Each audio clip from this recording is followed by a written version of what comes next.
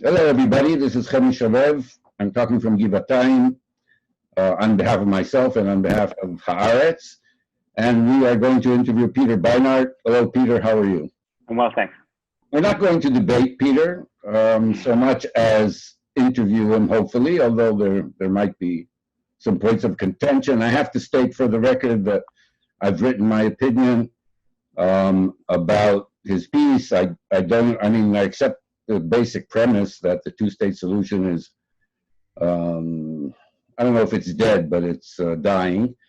But I don't accept, I don't accept his conclusions, and I don't accept the premises for his conclusions. And we might get into that as well.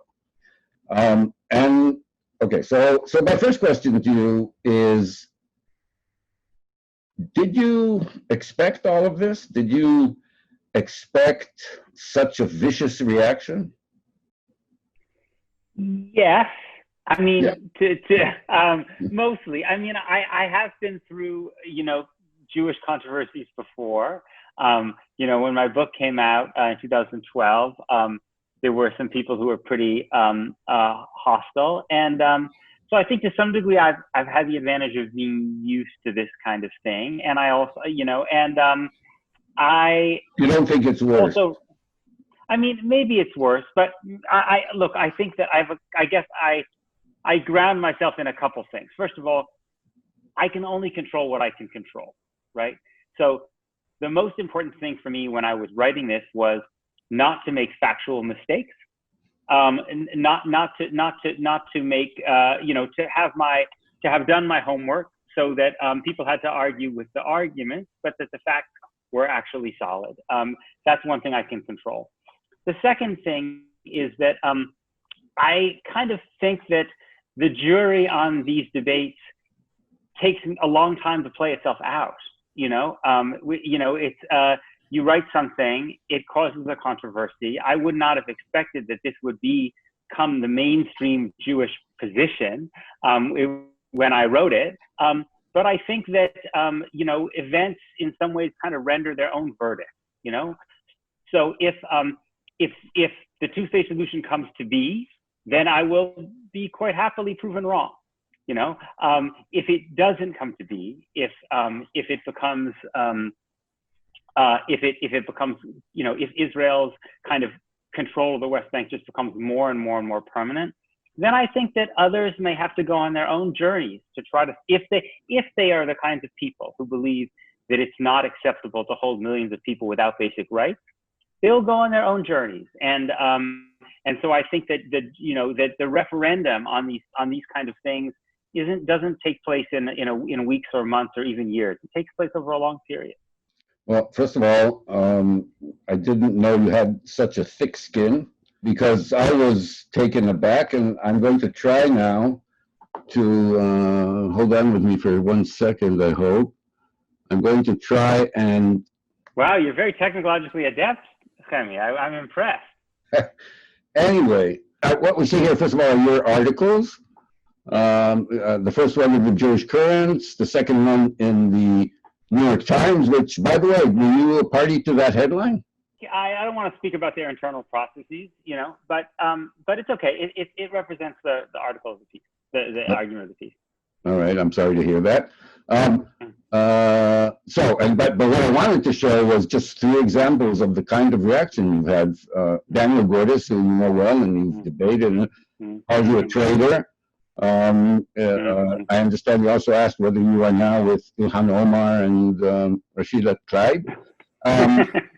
In Israel Hayom paper, you're also a traitor, and probably the worst, like the lowest of the low, which, given the author, is not very surprising.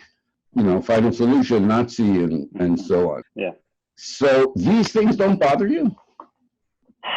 Well, I will say that they bother me a bit, but I'm more bothered by people who are close friends of mine, people who really I have a close relationship with, who are upset. Those things matter much more to me, because those people are really part of my life. And there have been those conversations. Those conversations are a lot harder, I think, so that's the one thing. The other thing again is, I could, I think that at the end of the day, I feel that the thing that that worries me most is not how I'm going to be judged by Alan Dershowitz or Daniel Gordis now, but how I'll be judged, when, decades from now, when people look back on some of these debates. That's really, again, maybe it's the fact that I'm the child of South Africans and that I spent a lot of my childhood under apartheid South Africa. I'm not saying that Israel-Palestine is the same as apartheid South Africa. I actually explained some of the differences in my piece, but to me, there is a moral challenge. And I want to, what's most important to me is that I feel like at the end of the day, whenever that comes, and it may be a long time from now, that I feel like I can say, I responded in a way that I feel like was morally defensible. That's the thing that matters most to me. So I try not to get too focused on, on the response at any one moment. Well, first of all, I'm not sure your sentiments are shared by your immediate family, or at least if I was your immediate family, I would not be concerned only with your image decades from now. But if you're fine with it, then that's fine with me. They're okay. It's also, I'm lucky that I have very likable wife and children. So there are people who I've noticed over the years that many people who have very strongly hostile views to mine when they meet my wife and children, they distinguish between those things. Good for you, defense shield. Okay, let me tell you where I feel that there is a sense of betrayal. Not to the Zionist cause, although I want to ask you about that, but you abandoned people who, like you, believed in the two-state solution, believed your arguments when you made them, that this was the ultimate, this was the only possible solution, and may feel now, because I, for example, have not pronounced the two-state solution dead. So it's, from my point of view, when we're at our toughest moments, and when I say we, I mean supporters of the two-state solution, at our toughest moment, and when it's very hard to maintain loyalty to this obviously very sick possibility, that's when you pulled the rug out from under our feet. You abandoned us in our darkest hour.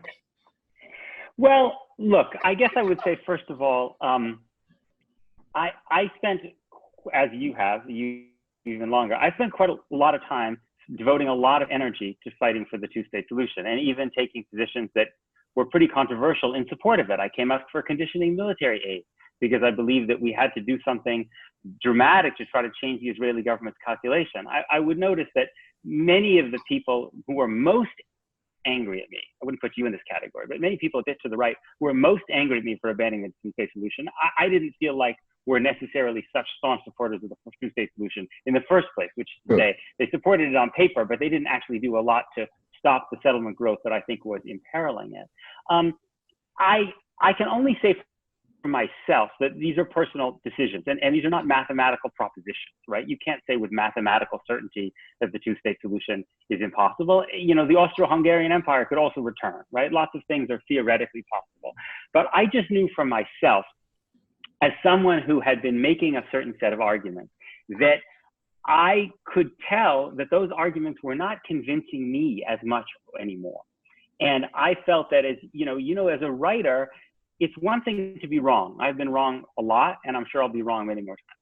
It's another thing to go out and say things that you know are wrong, or that you don't believe yourself. And so for me, the sound in my ear when I was making the argument for why a two-state solution was still possible was not becoming less and less convincing. And I didn't necessarily know that I had an alternative that would make sense to me. But I began to feel like I could not, if I kept doing this, I would not be in good faith. Now, for somebody else, they may read the evidence in a completely different way, or they may read the balance of, risks between giving up and looking at something else in a different way. But but for me, that was the feeling that started to grow. And so it led me to say, okay, I need to really spend a significant amount of time trying to look at alternatives to see whether there's anything that feels more convincing to me. And was it not a factor for you that you would be hurting the cause that you have championed for so many years? Look, I think one could potentially argue that one could argue it either way. One could also argue that, there's always been this argument, that that the more seriously Israelis see people pushing for equality, right, whether in one state or a confederation, it actually maybe strengthens the hands of those people who actually support two states. So I think one could argue it either way, but again, for me, that wasn't the primary consideration, because my obligations have to be to my conscience. And so if other people, other people can look at the facts, they can decide differently, they're more than welcome to. But it's not ethical for me to go out and make a series of arguments just because other people are invested in them if they're not convincing to me. If you were a politician, I could drudge up old clips where you're saying the opposite of what you're saying now. Well, yes, that's true, because what did Robert Kennedy say when facts change? I have to change in response to facts.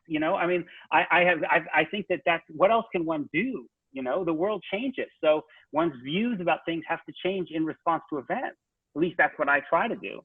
We're not just talking about a shift in your views on the spectrum. You have left, and correct me if I'm wrong, are you still a Zionist? Do you consider you consider yourself a Zionist? Yes, you just consider yourself a Zionist that no longer believes in a Jewish state. I would consider myself a non-statist. That has not been an acceptable form of Zionism ever since the state was established.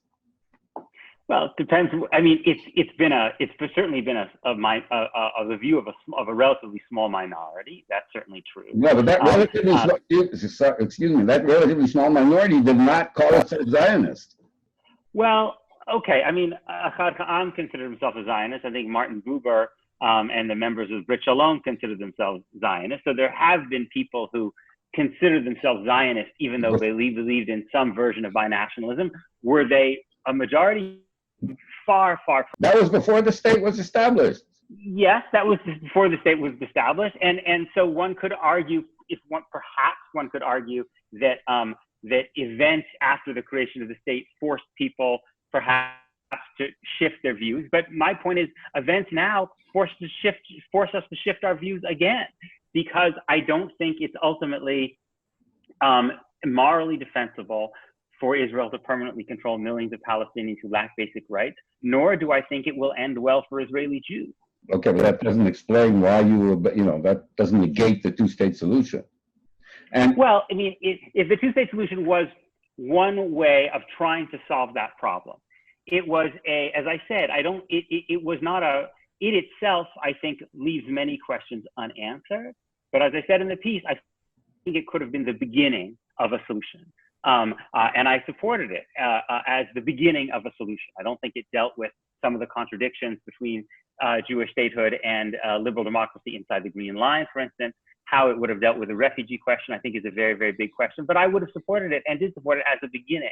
I simply don't think it's now possible as a beginning, which is why I tried to make an argument for a different set of answers. I wanted to ask you, what would you say if your kids told you that they want to come on Aliyah now, today?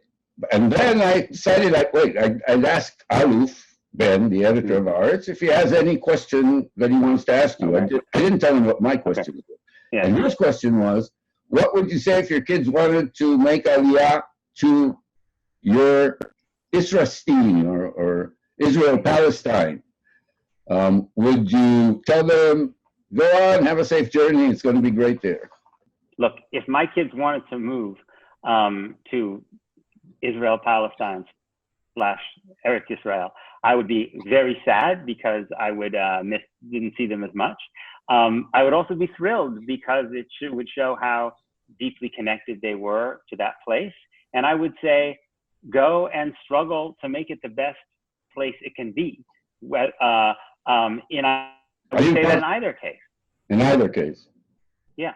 Yeah, in either case. I mean, I think that there would be a different set of challenges that they would face if they were going to the current reality, or if they were going to some, future reality where people were equal. I think there would be a very different set of challenges. But in both cases, I think they would face challenges that they had to wrestle with as Jews. My assumption is that, I mean, it might be remote in any case, but if they do come, I doubt whether it'll be to, you won't have to grapple with sending them to an Israel-Palestine where everybody is equal. And if they ask you to go there, see what's going on with their substance abuse. Well, there's a lot that's embedded in that question that I hope we'll have a chance to flesh out. Anyway, I want to just get back to the two states. So today, on a conference call, I think with the Muslim community, Joe Biden said emphatically that he supports a two-state solution. He's always supported a two-state solution, and that will be U.S. policy.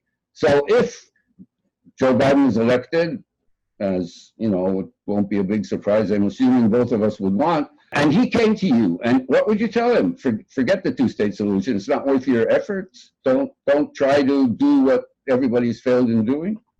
I think that what I would tell him was to, in terms of practical steps, whether you support two states or one state, I would tell him that I think he needs to try to change the calculus of the Israeli leadership. Because I think that Benjamin Netanyahu, I think part of his political success, you can tell me if I'm wrong, is that he's convinced Israelis that they can have their cake and eat it too. They can control this territory without any significant cost. And so I think he has to try to change that calculus. But I would also say, stop talking about the two-state solution.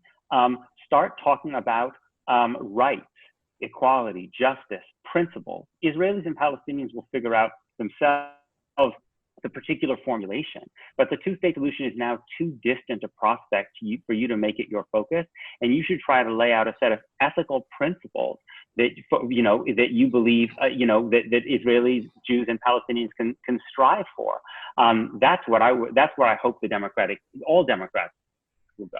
Seriously, don't you think that you are taking terms that are first of all that are now, because of Black Lives Matter and everything, they're very current. There's a lot of discussion in the U.S. about them. And you are, it sounds like you are artificially importing these values and terms to the Israeli-Palestinian conflict, which is not or hasn't been a struggle for rights and justice and so on, but rather a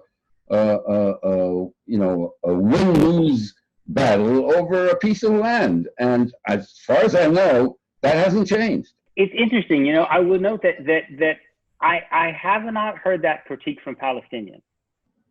That I've only heard that critique from diaspora and Israeli Jews. Now the Palestinians have their own critique. They're annoyed. Perhaps understandably, that I got a lot of attention for saying things that some of them had been saying for a long time. But I'm struck that this language is not a language that I actually hear from Palestinians. I don't think that, I'm not suggesting that the models that work in the United States can be imported to Israel-Palestine. The piece talks about binationalism. It looks at examples of countries that have two national identities and tries to think about how those countries have tried to apply principles of liberal democracy and equality, and they have done it in ways that are quite different than what the United States does. Of course, not that we're anywhere near perfect anyway, but so I don't think I'm trying to. I'm not trying to import an American model, but I do think that there are certain principles that apply all across the world. And that basic human aspirations and rights, the right to be a citizen of the country in which you live, the right to live equally regardless of your race, ethnicity, or gender, the right to some historical justice for wrongs that were done to you. And I think those things how they get manifested is different, but the principles, seems to me, are not alien to any part of the world. No, I don't want to belabor the point, but if the essence of the conflict is a national one, then the only way to achieve these values is within a two-state or a two-state solution where each side can pursue these rights together with its right of self-determination. Abandoning the two-state solution, I mean, if you accept that, is to abandon the only way, I believe this, the only way to achieve those goals. And telling, say, Joe Biden that, change your priorities because the two-state solution it's not going to work, is distancing us from achieving, I assume, goals that we share. Well, I think we disagree about this a bit. I mean, I think, look, there is a spectrum, right? So one place that's kind of somewhere between the conventional two-state solution and one equal state is confederation, where you have two states that have free movement between the two of them and give up some powers to some kind of supranational body that oversees the two of them. But I don't buy so that's a kind of a way of squaring the circle, but I don't necessarily believe that, I don't believe that self-determination is not possible within one equal political framework. I think you can have one equal political framework in which different communities have the right to communal autonomy, to run their own schools, to run their own communal and religious affairs within one country. It's not easy to make work, but I think it's, given the fact that the two-state solution, I think a genuine two-state solution is now virtually impossible. I think it's something that is worth considering and actually has been able to be shown to work in some other places. And I also argue that I think Israel-Palestine has some real advantages in making it work. What you're describing, even if I would accept that it's possible, is something that, in my opinion, would take many, many years. It's an evolution. We're not even close to that. And I'm surprised that you say, I mean, I know the Palestinians, I'm surprised to hear that Palestinians are willing to live even under, in a democratic state, but as a minority. Which in which the majority still continues to, set the rules. I don't know that that's true. But it's true that on both sides, support for two-state solution is disappearing, and you're only making it disappear much faster. I think that gives me a little bit more. I'm not sure that I have. That gives me a lot more influence than I have with either side.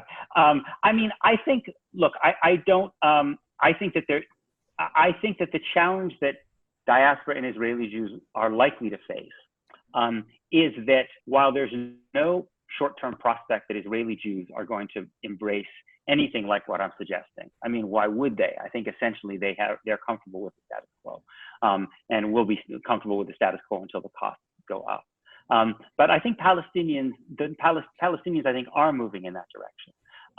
And remember, the two-state solution was not where Palestinians were to begin with, right? I mean, the two-state solution was a move that the Palestinian national movement made starting in the 70s. Their version, their vision of a one democratic state was not one that most Israelis think they could live in or survive in.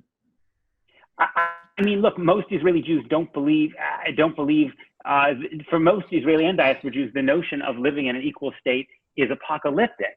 And I think that's part of what I'm trying to challenge here, that I think there's no good reason to believe that that in one equal state, the Jews would be without power, or that Jews would face an existential threat. There would be problems, there would be challenges, absolutely, there would be significant ones. But I think they have to be weighed against the problems and challenges of what I think sooner or later will be more rounds of war when you hold people without basic rights. And so part of the whole effort of my piece was to challenge this apocalyptic discourse that exists in so much of the Jewish world around what equality would mean for us. Many Israelis, first of all, there are a lot of Israelis who think American Jews should mind their own business and shouldn't tell us what to do at all. I know, but they're happy to take our money and our diplomatic support. Yeah, but even among those that do, that accept it or welcome it, you'll be seen as, a naive American with rosy pictures in his mind taken from, the founding fathers, even though they are not they're also suffering, their reputation is suffering these days. And, I know. I mean, look, it's good for the Upper West Side. It's not good for. I know, but again, I think that this discourse of part of what I argue about this piece is that this discourse of realism, which is so strong in Israel, maybe a little bit less strong in the diaspora. Also, people say it a lot here too, right? Is that, you don't understand the Middle East, what it's like here, where it's a hard place. To me, this is not actually a discourse of realism. It's a discourse of dehumanization. It's a discourse which is based on a whole set of unsaid assumptions about what Palestinians are like, what Arabs are capable of and not capable of. And that's what I think we need to bring to the surface and really challenge. Because again, I'm struck that I've had very few Palestinians tell me that because this is the Middle East, equality and justice won't work. And I think that my reading of the Palestinian national struggle is the Palestinians have not behaved all that differently than other peoples who lack basic national and individual rights. And that as a general rule, when people have greater rights, when people have more equality, violence goes down, not up. And I think that's part of what I wanted to try to inject into this conversation. I agree with the second part. I'm not sure that I agree that Palestinians have behaved like all national liberation movements, but in some ways they've been. In a lot of ways, the Palestinian national movement for the last 15 years has been unbelievably moderate. Right? I mean, it's been moderate. Let me make a point. For 15 years, the PA has been working hand in glove with Israel, even though they don't have rights, to make sure that there's not that much violence against Israeli Jews. You think that Nelson Mandela's ANC or Jerry Adams' IRA would ever for 1 second have done that? I mean, I don't buy the idea that the Palestinian national movement has been particularly violent or intolerant compared to other national movements. I think that in some ways, for the last 15 years, it's actually, in a strange kind of way, you could argue the Palestinian national movement has made a series of decisions that other national movements would have considered way self-defeating, because they made Israel's life so much easier. Yeah, I agree with you that if you measure, I don't know about the past 15 years, but certainly the past 10 years or certainly 5 years, since the Palestinians have been supporting negotiations and peace, and Israel has been doing its best to avoid. Do you have any sense yet? I mean, I've been to forums where you've appeared, J Street, among young people. Can you tell me have you gauged whether people are following in your footsteps? Or I can't. In the era of coronavirus, maybe one doesn't meet, that many people. I don't honestly know. I mean, there are lots of people who send me nice notes saying they agree with me, and there are obviously people who send me much less nice notes. I think that, again, I think this is, as you were right, I think rightly said, I think this is going to play us out over a fairly lengthy period of time. I do think there was a group of people who had been quietly losing faith in the two-state solution. What I was hoping with my piece was that it would offer them a different way of thinking about this, and offer. But have I convinced? How many of those people have been convinced? I don't know. I do believe that if, as I fear will happen, the prospects of the two-state solution continue to recede and recede and recede, that people who take human rights seriously, some of them sooner or later will go on their own journey. Maybe they won't end up in exactly where I'm placed, but it's worth noting that there have been a series of writers in recent years who've embraced the idea of confederation. Dalia Scheinlin, for instance, Bernard Abishai, So I think that's one place that some people might go.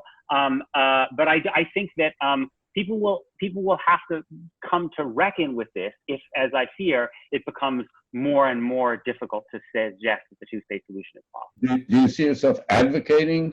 Advocating what? Advocating your position, trying to convince people.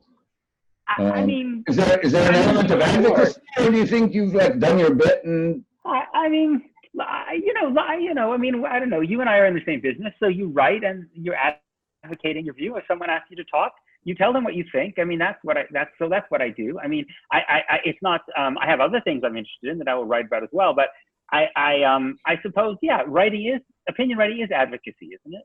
Yes, but depends what, I write an opinion piece and either I'm happy with it or I'm not, and then I usually forget about it. Well, this one has been hard for me to forget about. I mean, I think that I assume so. I think that I think that I will. I think I'll just, I'll continue to write things that are kind of try to, kind of add to different elements of this and continue the conversation. And if people have convinced me that I was wrong about things or something, or make good arguments, I'll take those into account. I mean, I've changed my mind before. Yes, we've noticed. Yes. I wanted to ask you now, if I may, unless there's another point you want to make about the article, but I want to get now just to interview you on two questions, and you can give me. Number one is pre-question: is Biden going to win? It certainly seems that way. What does your gut tell you? I mean, my gut is worthless. My gut told me that Hillary Clinton would win. Like everybody else. My gut tells me the New England Patriots will still be a good football team without Tom Brady. It's not really reliable. But I mean, I do think that there's so much data that shows that Biden has so many different paths to victory, that he's competitive in so many states that Trump has to win, even states that he could afford to lose, that it would require some really big shift. And it's just hard to imagine what that shift would be at this point that would turn things around. And when the Jewish community, the American Jewish community, let's assume that Biden wins, when the American Jewish community looks back at 4 years of Trump, how will it have changed? How has Trump changed? Whether it has changed, I don't know. I mean, look, as you know, I think because you are a very close and astute observer of the United States, Trump has really, I think, deeply undermined the notion that many Americans had that the United States is somehow a country that has answers to problems that other countries don't have. I mean, I think that whether you call it American exceptionalism or something else, the idea that basically we were a society that was always at the forefront, that had answers to life. I think that has been seriously damaged. Arguably, for a lot of young Americans, it wasn't even the case before COVID that they necessarily believe. I mean, for them, the Great Recession and the Iraq War had done a lot of damage to that. But I think America's self-confidence as a nation has been really deeply rocked by this, certainly among, the Americans who don't like Trump. Now, that's not necessarily such a bad thing. I mean, in some ways, you could argue that that's what, that we needed to be shown. I mean, it's at a terrible cost.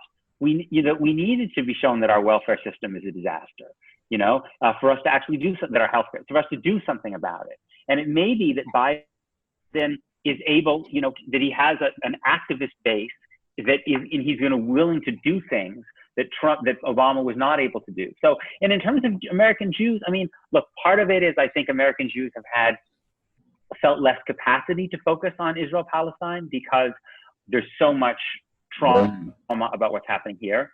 I also think that the long-term effect of Trump's association with Netanyahu has accelerated the American left kind of seeing Israel in a more negative light, and that's true for progressive American Jews too. I also think the Black Lives Matter ethos is going to have significant effects on the Israel-Palestine conversation, because I think it really brings to the fore questions of privilege in American political conversation. And so it is going to lead more people, I think, to ask the question, why are Palestinians so underrepresented in the American mainstream conversation about Israel-Palestine? And I think to the degree that changes, I think that'll have effects on the U.S. conversation about Israel-Palestine. Which leads me to my final question, and here I'm drawing on your journalism, a teacher of journalism.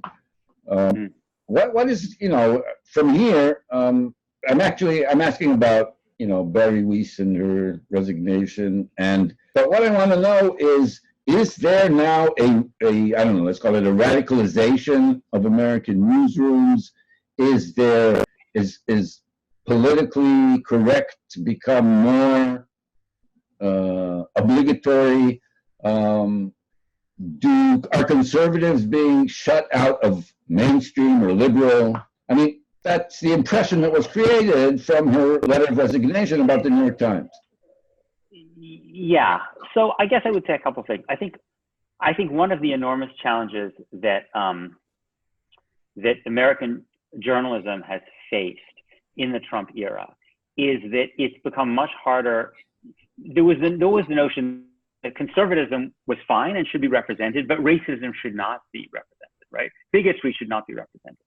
Once the Republican Party moved en masse to supporting an openly bigoted presidential candidate, right?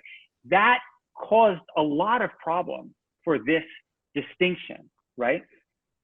The other thing which has changed is that although people of color and women and other historically marginalized groups are still underrepresented, they have gained a little bit more of a voice. And so they have raised a lot of hard questions about things that, maybe white men might not be inclined to see as bigotry, but that people who have had a tougher experience might be inclined to. And so they have produced a debate about where those lines are that has been destabilizing. I mean, just speaking for myself, I would say I do worry that we don't have enough of a spirit in the United States public discourse right now of forgiveness, that there's too much of a tendency. And often it's not just the activists, it's often just, frankly, people who run institutions who get frightened and then throw people overboard, because I think we don't have enough of a spirit of forgiveness. And we have, I think, too frequently people are willing to just see people silenced rather than actually argue against them. But I think that what I would say to the Jewish community on this question of cancel culture is, physician, heal thyself. I mean, that we are seriously implicated in this problem, right? A lot of oftentimes when it's African Americans or LGBT or women who are doing it, the organized Jewish community says that's cancel culture. When we do it, we just say it's anti-Semitism, right? And so it seems to me if we want to fight against some of those trends, we have a lot of work to do in our own space. Yeah, and do you think that the Jewish community, which side, and this is also something, which side which side in the Black Lives Matter, which side is the Jewish community on? It's interesting.